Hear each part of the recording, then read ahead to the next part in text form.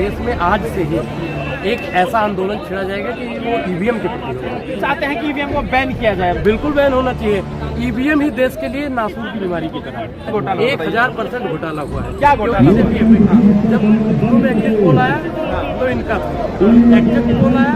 दोस्तों नमस्कार, मैं नाम है रुन और आप देख रहे हैं टाइम्स एक्सप्रेस। आज जो है 4 राज्यों है नतीजे आ रहे हैं और बीजेपी जो है 2 राज्यों में जीतती हुई दिखाई दे रहे हैं और जो कांग्रेस को जो है 2 राज्यों में सरकार बनती हुई कांग्रेस की दिखाई दे रही है। तेलंगाना में और छत्तीसगढ़ में, मध्य प्रदेश और राजस्थान में बीजेपी जो है पूर्ण बहुमत की सरकार बनाने जा रही है। इस तरीके से जो है नतीजे सामने आ रहे हैं।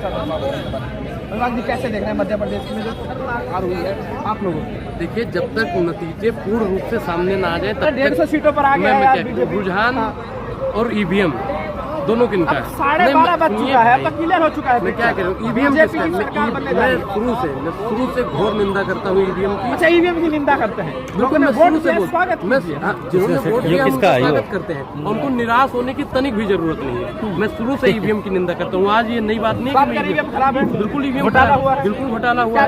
1000% घोटाला हुआ है। क्या घोटाला?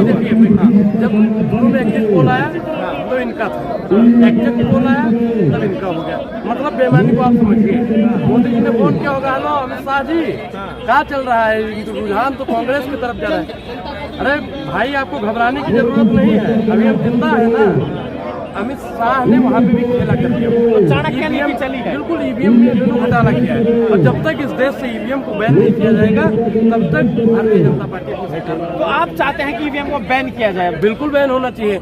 ईवीएम ही देश के लिए नासूर की बीमारी की तरह है। ईवीएम को बिल्कुल पूर्ण रूप से हटा देना चाहिए। तो मध्य प्रदेश में आप क्या मानते हैं, बीजेपी जीती है या ईवीएम जीता है? ईवीएम जीता है, बीजेपी थोड़ी। और बीजेपी अगर जीत जाएगी तो अपने वादों में काम करने वाली नहीं है। जो वादा उन्होंने किया है वो वादे पे 1% भी। लेकिन आप जो जनता ने जो वोट दिया है मैं बीजेपी को, उनका स्वागत करता हूं। लेकिन वो तो आप बोले ना कि भाई जनता के विवेक पर आप सवाल उठा रहे हैं। जनता के विवेक पे कोई सवाल नहीं, ईवीएम पे ईवीएम पे सवाल है। बैलेट पेपर से चुनाव क्यों नहीं करवाते?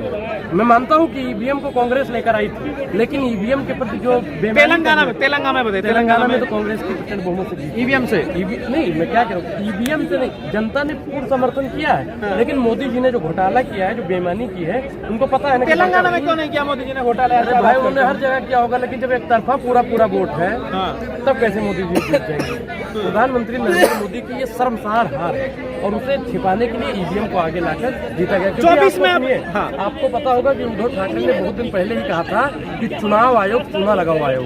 अब जो चूना लगाओ आयोग हो गया है तो प्रधानमंत्री के पत्ते में चूना लगाएगा। लेकिन आप ये बताएं 24 में जब प्रधानमंत्री का चुनाव, देखिए, मैं देश में पूरे देश में आज से ही एक ऐसा आंदोलन छेड़ा जाएगा कि वो ईवीएम के प्रति होगा और प्रधानमंत्री नरेंद्र मोदी और इनका कमल और इनका तालाब तीनों लोग सूख जाएंगे।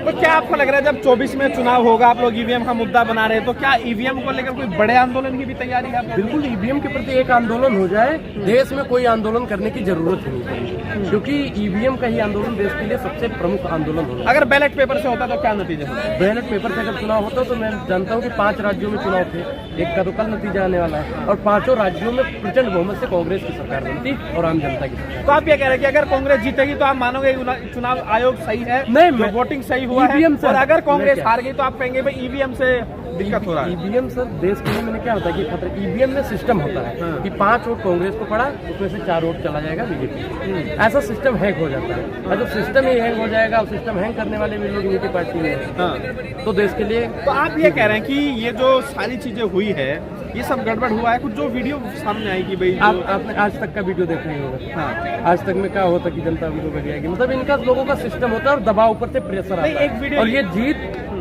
आम जनता की जीत है और ये बीजेपी अगर जीत रही है तो ईवीएम की बदल। बैलेट को पेपर का जो बक्सा था, बक्सा पहले ही खोल दिया। हाँ, 2 अक्टूबर पहले ही खोल दिया गया था। अब बताइए कि जो मिश्रा जी थे, डीएम साहब का एक पद होता है, वहाँ भी बेईमानी हो गई थी। मतलब घपलेबाजी शुरू से ही, और जहाँ जहाँ घपला होता है भारतीय जनता पार्टी के लोग सामने आते हैं। लेकिन क्या अब आपको लग रहा है जब 24 का चुनाव होगा टक्कर होगी या फिर एक तरफा मोदी के लिए रास्ता खुल गया? नहीं, ईवीएम अगर हट जाएगा तो प्रधानमंत्री नरेंद्र मोदी 24 में धूल चाट देंगे, लेकिन ईवीएम पर बैन लगना चाहिए, बैलेट पेपर से चुनाव। लेकिन आप ये लग रहा है कि छत्तीसगढ़ में कहीं ना कहीं कांग्रेस की सरकार बन सकती है, बनेगी। तेलंगाना में बन सकती है, तेलंगाना में भाई साहब ईवीएम आप सबर कीजिए, सबर का फल मीठा होता है। और अभी जब तक नतीजे ना आ जाए तब तक आप फैसला देने वाले। आप ये कह रहे हैं कि ईवीएम मध्य प्रदेश में ही घोटाला हुआ है? मैं क्या कह रहा हूँ, चारों राज्य हम जीतेंगे। राख हौसला। अभी आप कह रहे थे कि भाई ईवीएम से हार रहे हैं। ईवीएम से बिल्कुल ईवीएम बेईमानी कर रही है, लेकिन भगवान पे हमें भरोसा है और जो नतीजे आएंगे हमारे पक्ष में। आज कहीं ना कहीं आपको जो है जवाब दिया नहीं मिल रहा है। नहीं, जवाब देने वाली कोई बात नहीं है, नतीजे आएंगे तो मैं क्या करूँ, सबर फिर आ चुका, 1 बजने को है ना भाई, अब तो हार चुकी है कांग्रेस।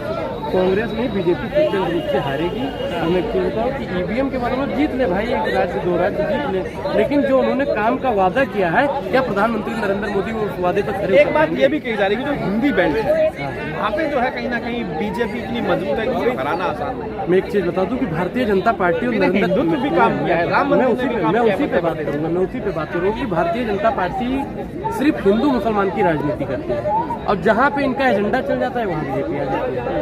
तो मध्य प्रदेश में आपको लग रहा है कि बिल्कुल हिंदुत्व इनका चला है? बिल्कुल हिंदू मुसलमान का एजेंडा इनका चला है, और कमलनाथ ने पहले भी साफ किया था, और इन्होंने भी क्या नाम है इनका, अशोक गहलोत जी ने भी कहा था कि अगर इनका हिंदू मुसलमान का एजेंडा काम कर गया तो हम चुनाव हारेंगे, तो वही आ गया। तो क्या अब आपको लग रहा है, क्योंकि अभी ये जो चुनाव है, अब 5 महीने का समय बचा है 24 के चुनाव, तो उसमें आपको किस तरह का आकलन आपका है, अंदाजा आपको है? मैं तो कहता हूँ कि राहुल गांधी जी, खड़गे जी मुझे सुन रहे हैं तो ईवीएम के प्रति एक आंदोलन जरूर होना चाहिए। जैसे भारत जोड़ो यात्रा हुआ था, वैसे ईवीएम तोड़ो एक यात्रा होनी चाहिए। हाँ, ईवीएम के खिलाफ बड़ा आंदोलन होगा। बड़ा आंदोलन होना चाहिए, तभी हम 24 में जीत पाएंगे।